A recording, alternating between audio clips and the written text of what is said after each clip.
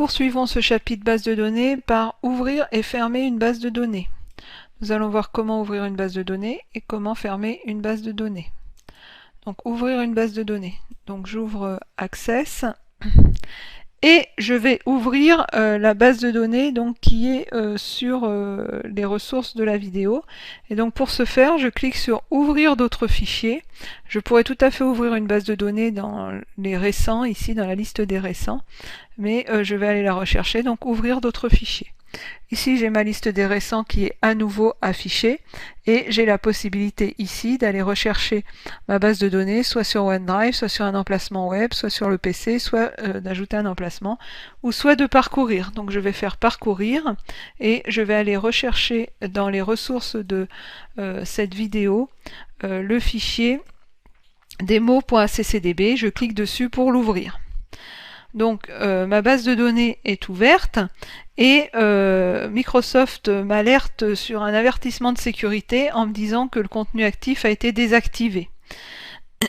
Cliquez pour afficher plus d'informations. Donc là si je clique, voilà, information de sécurité, le contenu actif pourrait contenir des virus et compromettre la sécurité.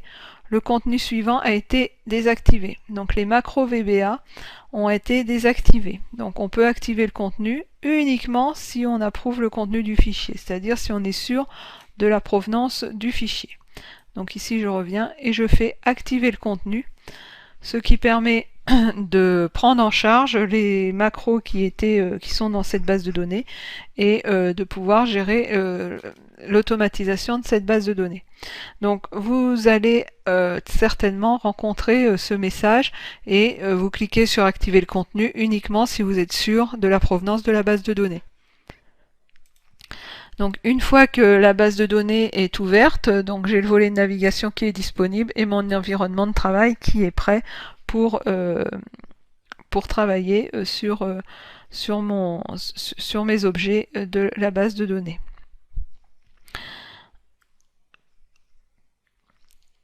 Alors sur la base de données, de la même façon, je vais avoir potentiellement d'autres messages qui peuvent arriver, et ces messages donc sont toujours affichés ici sous la barre de défilement du ruban, pardon. Et potentiellement ce sont des messages de sécurité où on me demande soit donc là comme là d'activer le contenu, soit d'autoriser les modifications. Donc ça peut être variable. Fermer une base de données. Donc ma base de données est ouverte. Alors la possibilité pour fermer une base de données, la première c'est de fermer Access, donc par le biais de la croix, vous en avez l'habitude, on l'a déjà vu. Donc je vais réouvrir Access et je vais réouvrir ma base de données ici. Et donc pour fermer la base de données, je vais dans Fichier ici et je vais dans la fonctionnalité Fermer.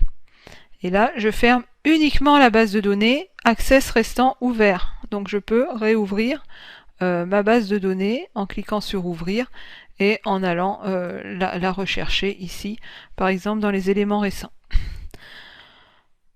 Je peux également lancer au démarrage d'Access la dernière base qui a été utilisée et ainsi ne permettent d'ouvrir, si vous travaillez fréquemment sur une base de données, cette base de données que vous avez en utilisation. Donc pour ce faire, je vais dans Fichier, je vais dans Options, et ici je dis que je veux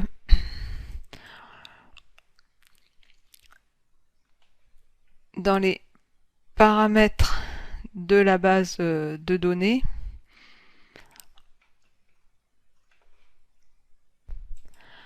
donc je vais dans paramètres du client et ici je dis que je veux donc dans les options avancées ouvrir la dernière base de données utilisée au démarrage d'Access. Donc si je coche cette option, je fais OK. Ici si je ferme, donc je ferme ma base de données et je quitte Access. Quand je vais revenir sur Access ici, Voilà, il m'a ouvert la dernière base de données que j'avais ouverte. Donc ça peut être pratique si vous utilisez une base de données fréquemment de la déclarer comme enfin pour ouvrir la dernière base de données. Voilà, c'est une possibilité.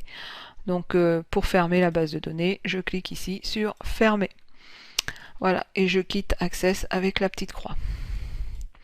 Donc nous avons vu comment ouvrir et fermer une base de données et comment faire pour réouvrir la dernière base de données utilisée à l'ouverture de la base de données.